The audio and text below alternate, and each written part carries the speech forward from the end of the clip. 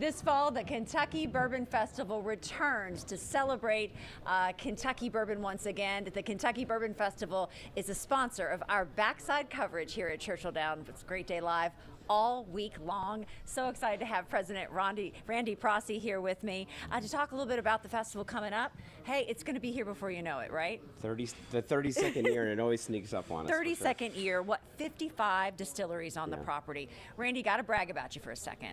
How many distilleries did you have in 2019 before you were on board? At the festival, we had 11. And then 2021, we had 34. Last year, we had 48. And this year, we're at 55. More and more. And the really cool thing is that it's half of them are craft distilleries that were never included before. So a lot of the up-and-coming, the innovators that are really getting a name for themselves, but also making sure the major distilleries are staying sharp and bringing their A game too, and they're having to go and be more innovative. So it's actually cool to kind of see it all on display. It gets bigger and more people from across the globe will attend this event. And tickets go on sale, next week? May 11th, the tickets go on sale, but anyone out there, if you're an insider, you get a chance for a pre-sale on May 10th. Yeah. So it'll be pretty amazing. And we're limited number of tickets. So we've always sold out, and we're hoping to sell out even quicker this year. So those people need to get on the computers and be ready to go. Get it. And I love how the whole scene of it has changed. If you've been there last year even, just the whole idea of having that marketplace, having the bourbon marketplace, having food on the grounds. It's just a whole, it's an experience to be here now. And the number one initiative coming off of last year for improvement, we're always trying to improve, and it's amazing it's not improving the bourbon experience this year, because that is great, and it's going to continue to be great because we focus on that. But the food trucks, we have 15 of the area food trucks from the Louisville Food Truck Association coming in. So what you've seen the last couple of years, kind of a struggle coming off the pandemic year, getting the food trucks there. But we're starting the Bourbon Capital Bite, so it'll feature 15 of the best food trucks in the region. Right. This is going to be wonderful. Why not celebrate it there?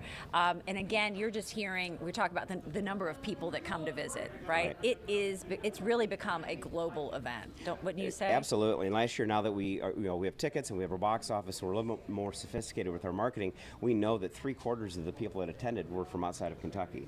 But that means that 25% of the people are still from Kentucky. They love their bourbon. They're coming out in droves. The number one state, though, out of all of those was still Kentucky. So they got the memo, and they love what we're doing.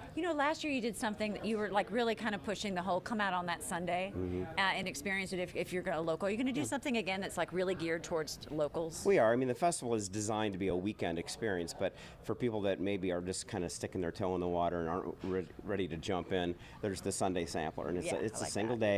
That Sunday, though, is an abbreviated version of what someone would find on a Friday or Saturday. So we don't cut corners. We don't give less of a show. It's just that's one opportunity for people to come in and have that experience, and hopefully want to come in and invest in being a partner with us for the 3 days next year. So you've been with the festival now, was it 3-4 years? This is my third real festival year. And then obviously the pandemic year that we don't like to talk about. But no. So and I've got to give everybody, I feel like we're at a cocktail party. So I know Randy, when I worked in Milwaukee, Wisconsin in television, he was over all the festivals in Wisconsin, and so that's how I got to know you. And I just have to say, I mean, you had your own flair with how you did festivals there, and I feel like you brought that here. Yeah, right? You. Thank you. I did. And you brought the outfit, Randy.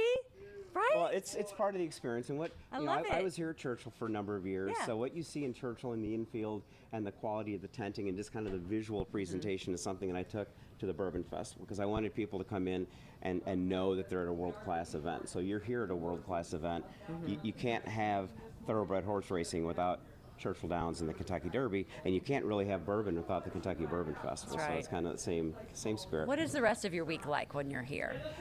Well, I mean, with our tickets going on sale, I get off from you and go and start looking at our box office things. And funny though, a number of our team members also work at Churchill during this week. Yeah. So our director of marketing, Megan Cody, who happens to be the wife of the track photographer, she's here doing some other things. So we kind of all mix and match with Derby week, and then kind of get ready for bourbon. Well, like I said, it'll be here before you know it. Great to have you all, as always. And thank you to the Kentucky Bourbon Festival for being our sponsor to kind of we want to bring viewers here, and you're allowing us to do that. So it's always great. Absolutely. All right. Good Tickets, May the 11th, unless you're an insider, May the 10th.